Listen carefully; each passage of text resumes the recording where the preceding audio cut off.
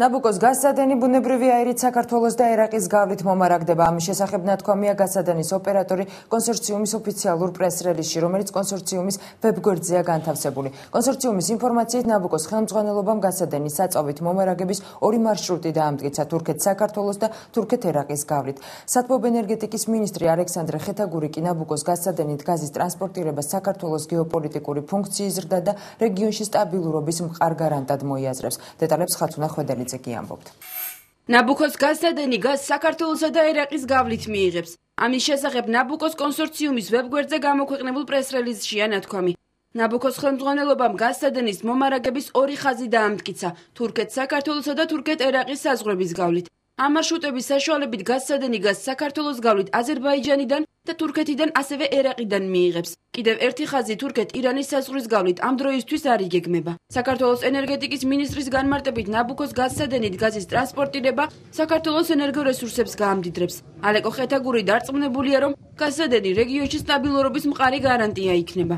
გაიზრდება საქართველოს სატრანზიტო გაზის მოცულობა, გაიზრდება სატრანზიტო შემოსავლები, მათ შორის ნატურით დატოვებული ბუნებრივი გაზი, რაც ისე და ისე ხელშეუწყობს ქვეყნის როგორც ეკონომიკური ზრდის ტემპების დაჩქარებას, ამავდროულად კიდევ ერთხელ ხაზს გაუსვას ჩვენ სატრანზიტო პოტენციალს და რეგიონში სტაბილურობის მყარი გარანტია იქნება. ექსპერტები ფიქრობენ, რომ ევროკავშირის ბაზარზე გაზის პირდაპირი მიწოდება საქართველოს გეოსტრატეგიულ ფუნქციას გაზრდის.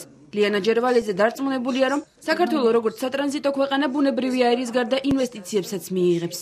ეს აუცილებლად გაზდის საქართველოს გეოსტრატეგიულ მნიშვნელობას რეგიონში, რაც მეტი იქნება ნაკადი ჩვენი ტერიტორიის გავლით, მით მეტი იქნება ჩვენი გეოსტრატეგიული მნიშვნელობა, ჩვენ საშუალება გვექნება, როგორც სატრანზიტო ქვეყანა მივიღოთ გაზი და ჩვენ ამასთან ერთად როგორც მნიშვნელოვანი სტაბილური სატრანზიტო ქვეყანა ვიქნებით ძალიან სერიოზული მიმღები პირდაპირი ინვესტიციების. ნაბუკო რუსული გაზსადენის სამხრეთ ნაკადის მთავარ კონკურენტად მიიჩნევა, რის გამოც ექსპერტი ენერგეტიკის საკითხებში დავით ებრალიძე დარწმუნებულია, რომ ნაბუკოსთვის საქართველოს უფრო რუსეთთან ვაჭრობის თემაა ვიდრე რეალური გზა. თუმცა დავით ებრალიძე ამბობს, რომ გაზსადენის ამოქმედების შემთხვევაში საქართველოს უსაფრთხოების თვალსაზრისით უფრო მეტი გარანტია ექნება ვიდრე ენერგეტიკული და ეკონომიკური შემოსავლები. ეს პროექტი ძირითადად ეს არის უფრო თურქეთისთვის. ესე იგი თურქეთი არის სწორედ ის ქვეყანა, რომლიდანაც ეს ნაბუკოს პროექტი იწყება დასავლეთის მიმართულებით. ამდენად უფრო მნიშვნელოვანი ეს იქნება თურქეთისთვის ეკონომიკური თვალსაზრისით, ჩვენთვის უფრო იქნება უსაფრთხოების თვალსაზრისით. ნაბუკო გაზსადენის მაგისტრალური პროექტია, რომელიც ცენტრალური აზიის ქვეყნებს რუსეთის გვერდისავლით ევროპის ქვეყნებთან დააკავშირებს. გაზსადენის საერთო გამტარიანობა 31 მილიარდ კუბურ მეტრში ადგენს. პირველ ეტაპზე ნაბუკოს საშუალებით ევროპა დაახლოებით 17 მილიარდ კუბურ მეტრ საწვავს მიიღებს. მაგისტრალის მშენებლობა 2014 წელს უნდა დასრულდეს. ნაბუკოს გაზსადენის მშენებლობა ევროკავშირის მხარდაჭერის გეგმის ფარგლებში 5 მილიარდი ევროთი უნდა დაფინანსებულიყო, მაგრამ 2009 წლის მარტში გაირკვა, რომ ნაბუკოს 8 მილიარდ ევროთ შეფასებული პროექტის ინვესტირების შესახებ ევროკავშირს საბოლოო გადაწყვეტილება ჯერ არ მიუღია. ევროკავშირის ხელმძღვანელობამ გადაწყვეტილება წლის ბოლომდე უნდა მიიღოს. ევროკავშირი ან პროექტის ინვესტირებას დაიწყებს, ან მასზე საბოლოოდ უარს იტყვის.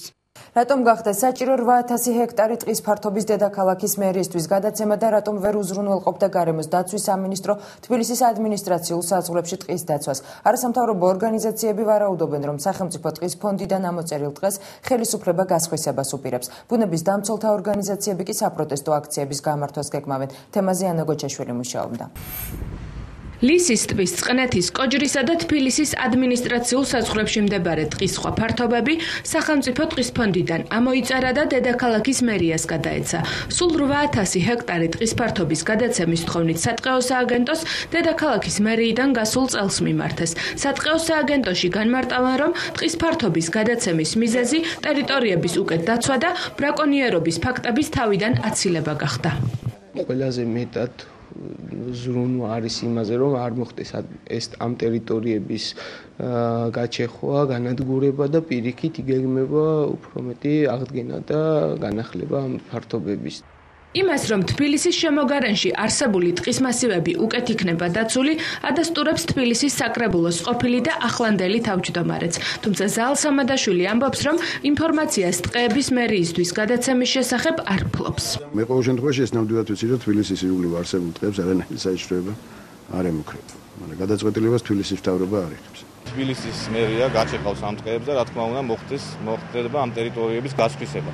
ბიუჯეტში თანხები არ არის, როგორც ჩანს და ხდება ეხლა ტერიტორიების, ტყის მასივების და ტყის შედეგად ამ თანხების აკუმულირება ბიუჯეტში. საკრებულოს თავმჯდომარისგან განსხვავებულ ინფორმაციას ფლობს ეკოლოგიური სამართლის ცენტრის ხელმძღვანელი. ნიკოლოზ მჟავანაძე ვარაუდობს, რომ თბილისის მერიისთვის გადაცემული ტყის ფართობები ჯერ გაიჩეხება, შემდეგ კი გასხვისდება.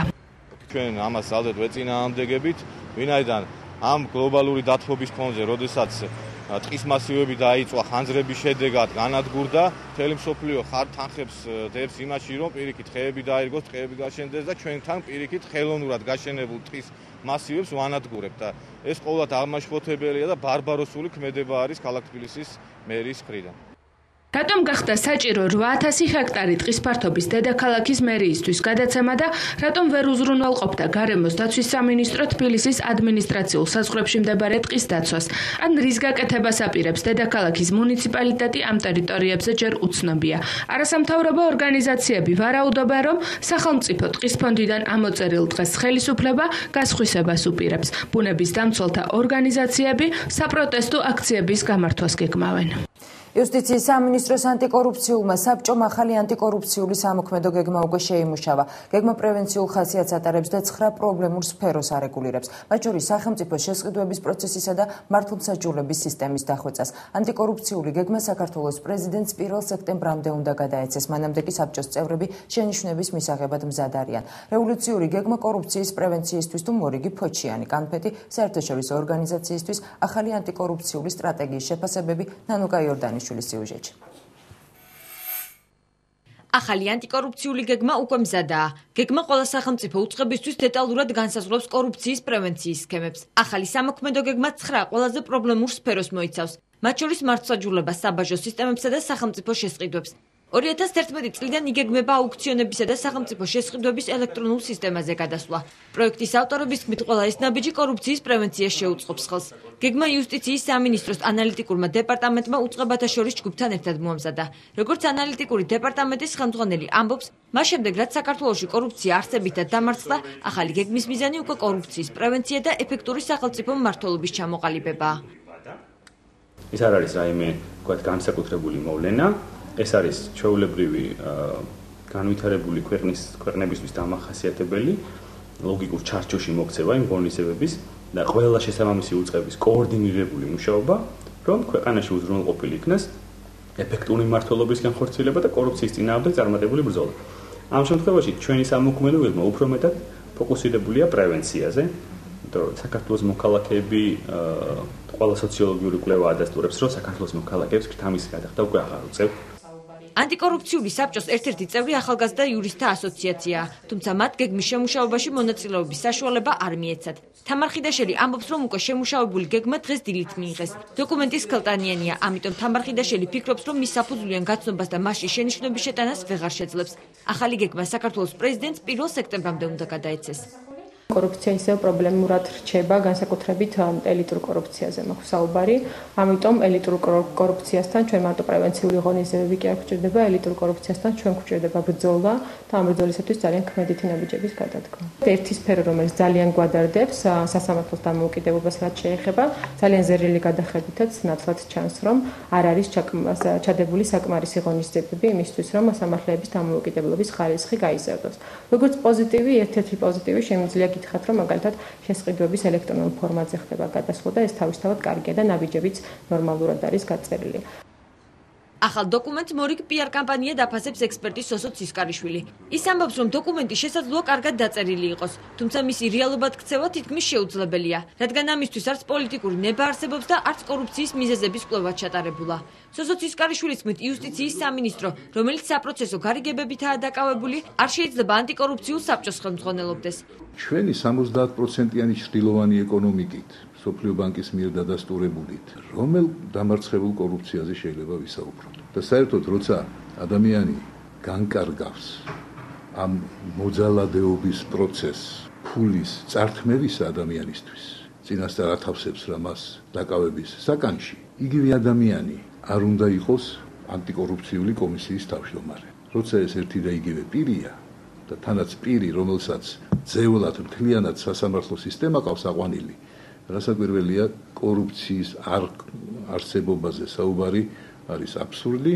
ახალი ანტიკორუფციული გეგმა პრეზიდენტის ბრძანების საფუძველზე შემუშავდა და მისი დამტკიცებაც პრეზიდენტს ერთპიროვნულად შეუძლია.